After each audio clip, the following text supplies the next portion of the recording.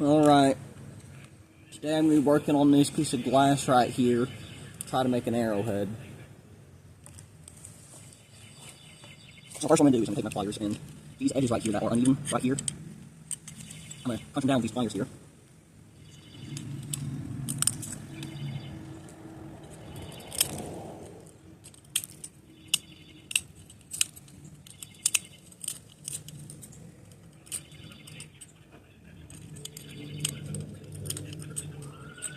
And that one is now a little bit better. Now I'm going to work on this side. We're going to do this big part last. Actually, I'm going to get this small piece that's right next to it.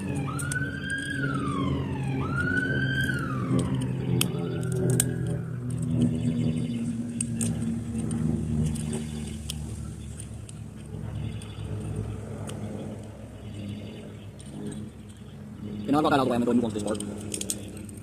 This is my method. Some people may do it differently, but this method has always worked for me. I've never really made videos of myself doing this because it's more of a hobby than anything, but I'm going to try this video out today, and if you guys like it, maybe I'll do some more. Well, that it's already pretty good, so. Now, when working with glass, you always get these little fine bits and shards, so I work with this old oven thing. It's got this part inside that you use your hand to get pans out, but I'm using it for this. And while these rubber gloves don't do much, it makes sure when I brush this, it's sticking to the glove rather than my hand, so I don't have like powdered glass all over my hands.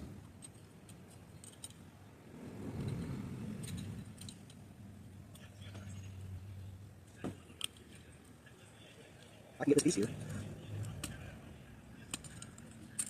There we go. There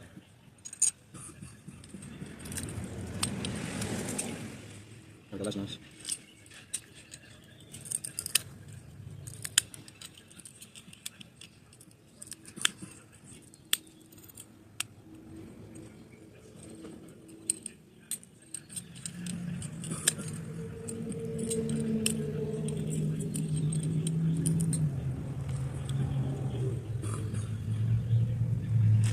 Now I'm going to tackle this big piece right here.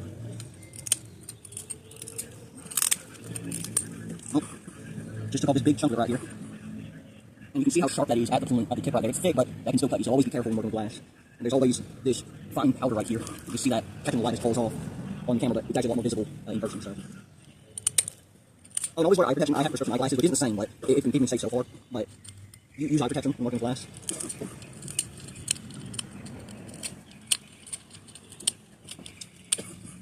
Another thing I should point out is, if you don't want to get cut, it's probably not a good idea to work with glass like this because skin cuts kind of part of the process, honestly. But once you get the hang of it, and if you use proper protection, working gloves, like rolling gloves, those can protect you from cuts, but you won't build your work as good, so I just use these rubber gloves, which doesn't offer much cut protection to begin. When I brush it, it sticks to the glove rather than my hand.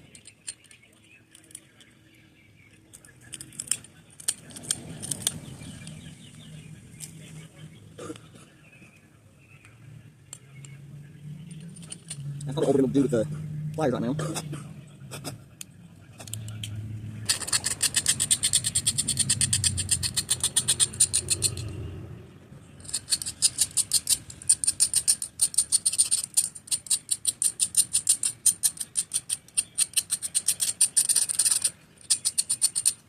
And of course, with all of my pieces, I don't keep them sharp after they're done. I always file them down so they're not sharp because I don't hunt with the points I make. They're mostly just for looks. One thing I have to remember when making arrowhead is remember, an arrowhead is still technically a weapon. So always be cautious with what you're making and be responsible. I'm probably going to put a disclaimer at the beginning of this video that you've probably already seen, just for caution purposes. Probably I don't try to set home disclaimer as well as a few other disclaimers.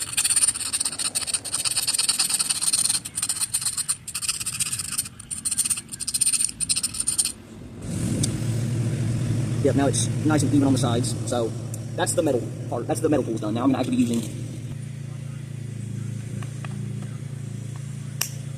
Oh! It broke. That's still salvageable though, that was a clean break though. So that's still salvageable. It just means we're going to have to alter the way we're going to do this. So yeah, that was... I had a feeling, and I just ignored it. That costed me what would have been a really beautiful piece, but now it's going to be 2 smaller pieces, maybe 3, I'm not sure, probably just 2. And now we're going to have to thin out these direct edges, which is probably going to cause it to break again, so. I'm going to thin out the bottom. This might turn a little bit, I still got it up.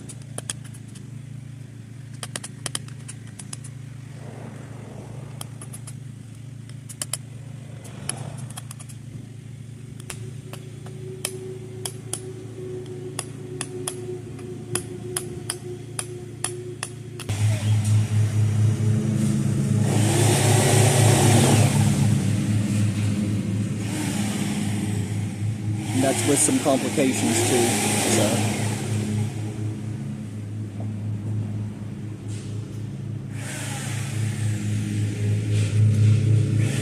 Although I'm planning on getting something better out of this side.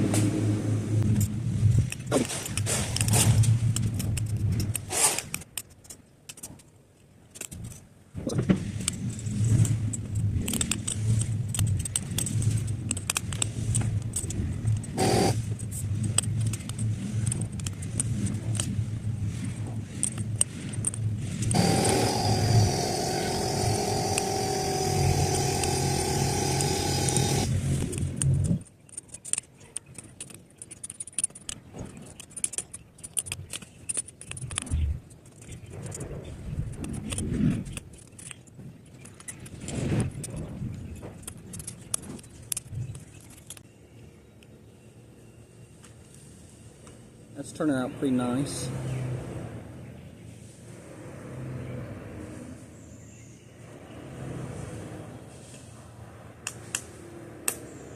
No! It broke! That was turning into a really good knife! No! No! Oh, that breaks my heart. Oh, man. That was looking really good, too.